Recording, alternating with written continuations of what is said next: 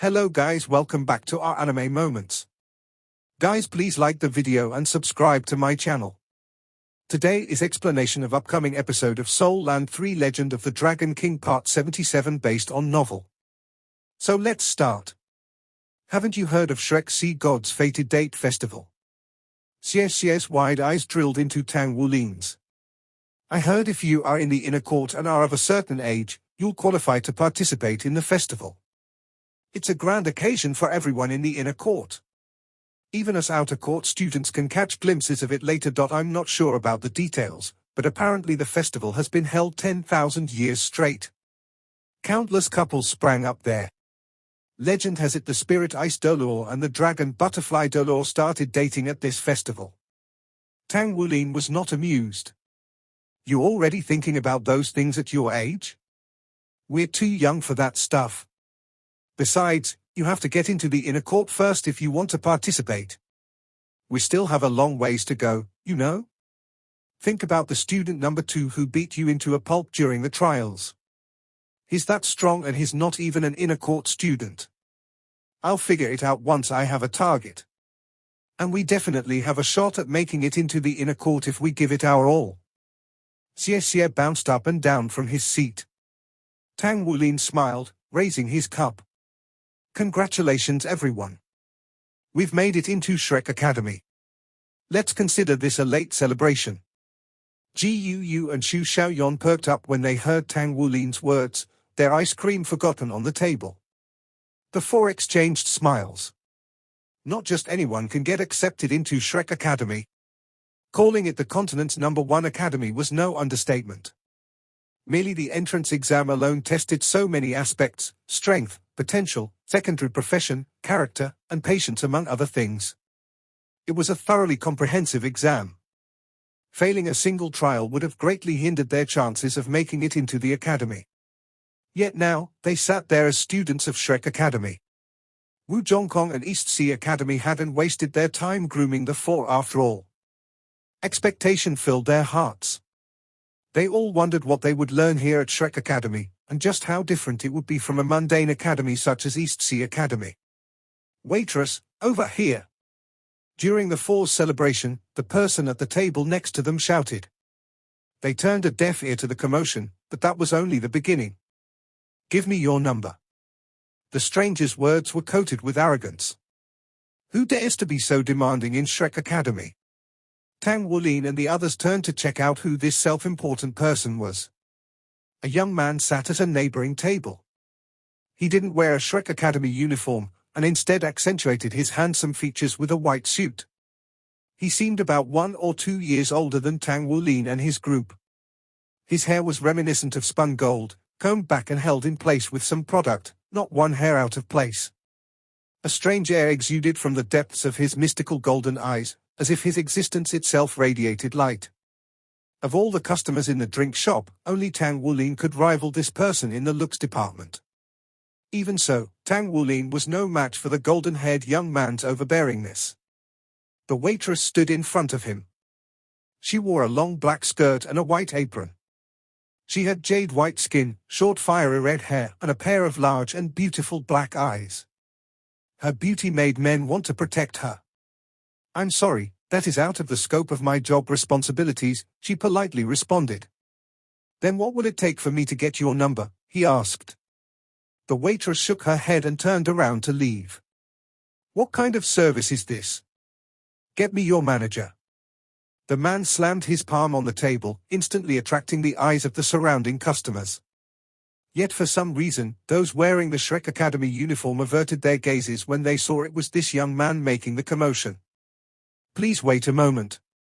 After saying this, the waitress scurried off. A few moments later, a middle-aged man came forward to the table. Sir, may I ask what the problem is? I am the manager of this drink shop. Give me her communicator number. The young man pointed at the waitress. The manager made a regretful face. My apologies, but I cannot divulge the private information of the staff. The young man raised a brow. Then what do I need to do to get her number? I'm sorry that we can't help you. Please don't make things difficult for us. I can't tell you her private information no matter what. The manager's tone was polite, but firm. The pressure within the shop increased tenfold. Get me your boss. Though the manager hesitated, brows dipping, he nodded in the end. Please wait a moment. He turned around and left. True to his word, the manager returned soon after, a richly dressed middle-aged man in tow. Sir, how can I help you? I want that waitress's number. Once again, he exhibited the arrogance of someone used to getting their way. The owner of the shop didn't flinch at the demand. I heard your request from the manager, but I'm sorry, we won't divulge the private information of our employees no matter what. Please excuse me for being unable to help you. The young man narrowed his eyes.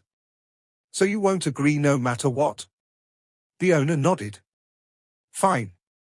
The young man rose from his seat and snapped his fingers. A finely dressed man stood up from a nearby table and approached the scene, giving the young man a slight bow. Young master, what is your command? Negotiate with the owner. I want to buy this drink shop. The owner was stunned, but his expression soon turned ugly. Sir, I'm sorry, but I have no intentions of selling. Stepping forward, the butler greeted the owner with a smile. Hello, I am Sun Bo. How about we speak in private? He handed a golden card over to the shop owner as the words left his mouth. One look at the card and the owner's eyes went wide with shock. He obediently nodded to the butler's suggestion and led the butler away to discuss matters. While the corner of Xie's mouth twitched, Tang Wulin sighed at the farce. These city people sure know how to play. Gu coldly snorted. Contrary to her companions, Xu Xiaoyan was all smiles. So, do you guys think he'll be able to get that girl's number? Tang Wulin shrugged. We'll see soon enough. I never expected to have such a show play out in front of us when we're going out for drinks. The shop owner seemed stubborn, but that young man is probably from a wealthy family. Let's see if the owner can be swayed by money. Just as Tang Wulin finished speaking, the butler and the shop owner returned. Young master, I have negotiated a price with Boss Yang over here, and I've already sent payment. From now on, this drink shop is your property. The butler spoke with measured disinterest as if this was a normal occasion. The young man nodded, flicking his gaze back at Boss Yang. Give me her number. From the beginning, the young man had not bothered to restrain his voice. Everyone around could hear him loud and clear, flabbergasted expressions plastered over their faces. For the sake of a single girl's number, he spent loads of money to acquire this drink shop. The shops in Shrek Academy's perimeter had unimaginable property values. Not just anyone could waltz in.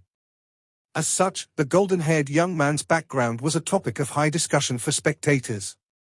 Boss Yang sighed, approaching the red-haired waitress. At this scene, Tang Wulin shrugged once more. It seems money can sway anyone. A moment later, the waitress walked over to the young man.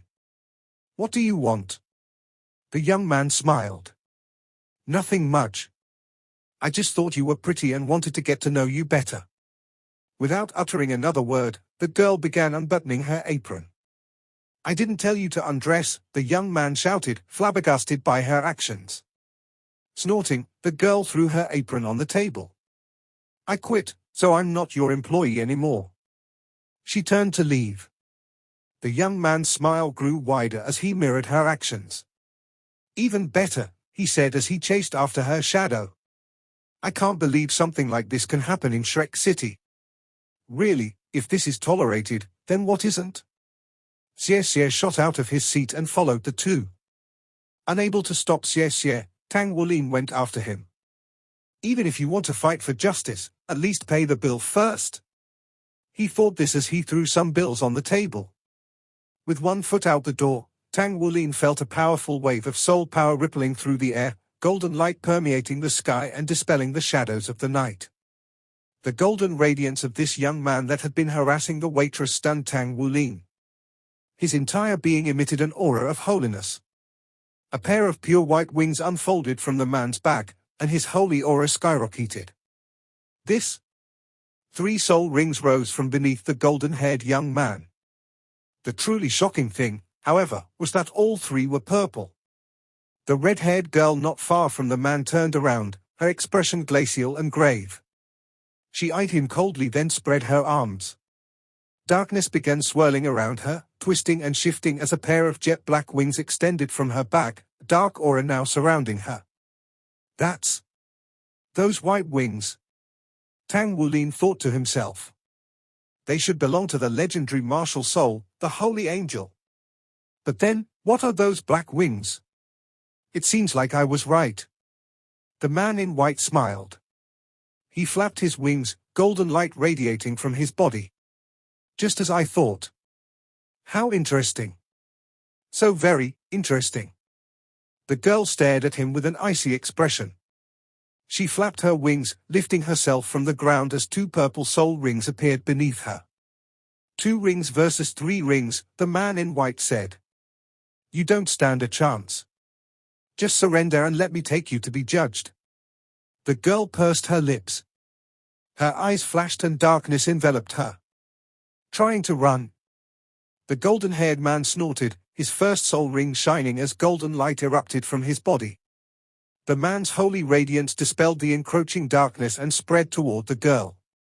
He thrust a hand forward as his second soul ring lit up, commanding the holy light to surge toward the girl enveloped in a violet-black aura. With a flap of his wings, he flew at her. I already told you, he said. You have 2 rings and I have 3. You don't stand a chance against me, so stop resisting. Seeing the man rushing at her, a sneer surfaced on the girl's face. She furled her wings again and withdrew her martial soul. This is Shrek, you dumbass. A sharp wave of force split the clouds and obliterated the light and the darkness. The force pressed down on the golden-haired man, suppressing him and forcing him to the ground.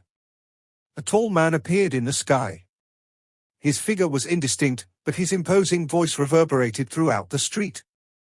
Who dares break the laws of Shrek City? The golden-haired man answered first. Honorable Enforcer, I am the Angel Clan's Yu Jingyu, a student from the 2nd grades Class 1.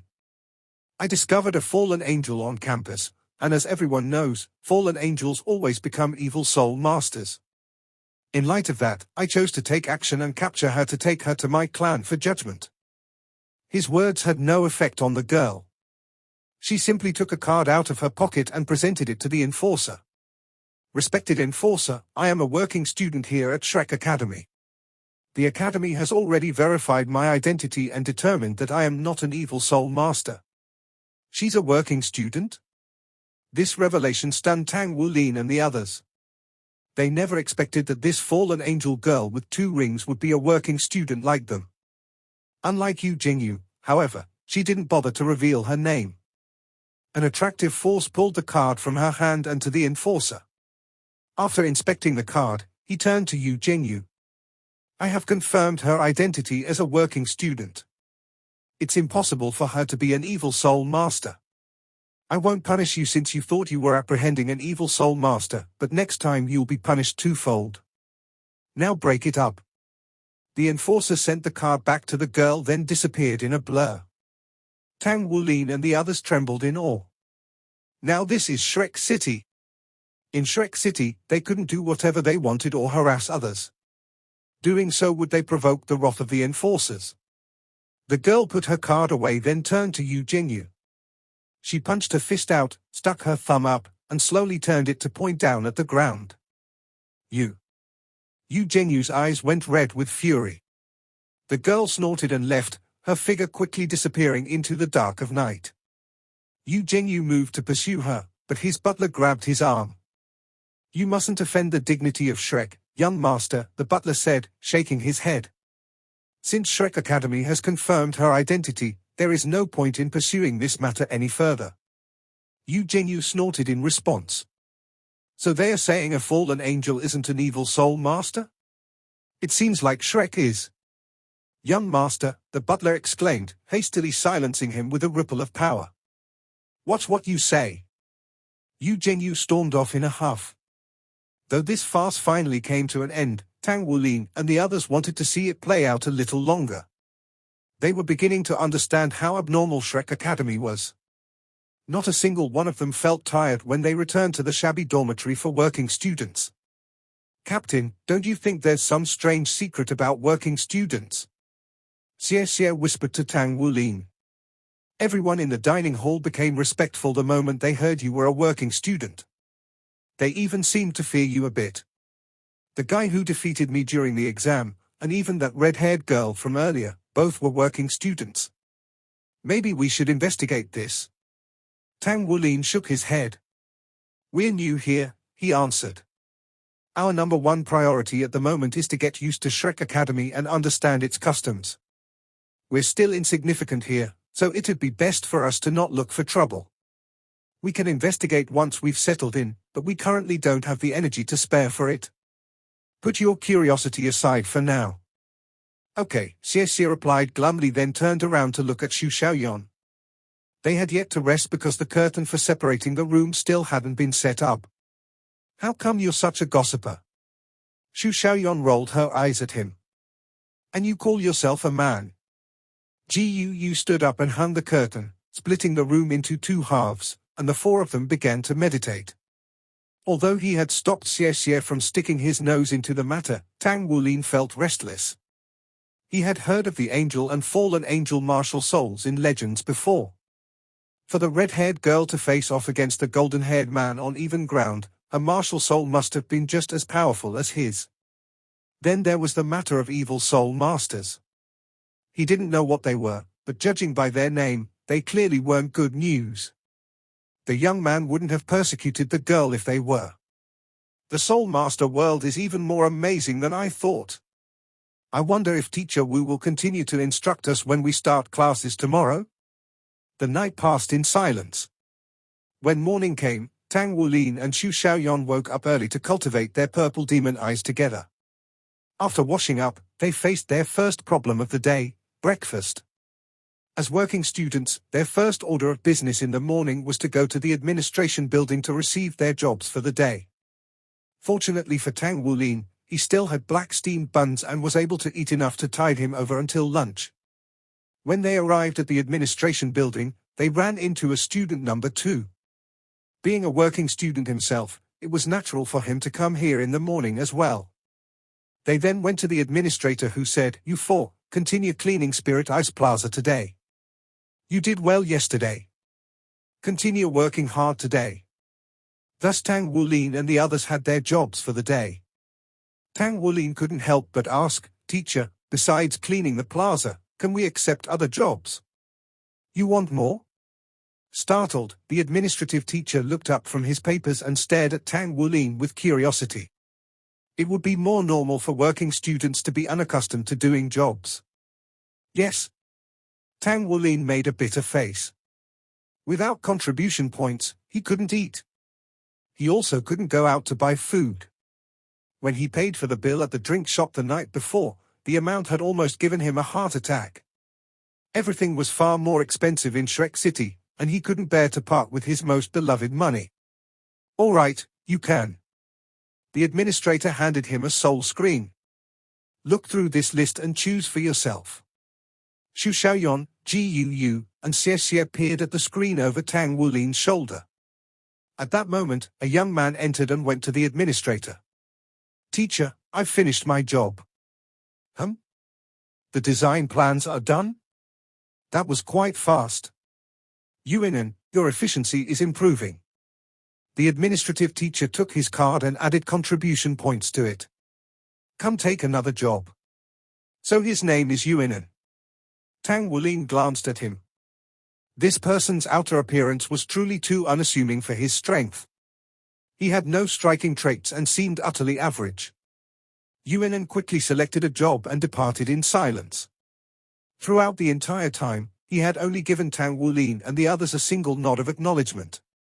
Even then, Tang Wulin believed that this small greeting was only because they were fellow working students. "I'll take this one." Tang Wulin pointed to a first-grade 1000 refining job. The administrative teacher stared at him in surprise. "Are you sure? Your points will be deducted if you fail, and you will be expelled if you don't have enough points to pay for your studies.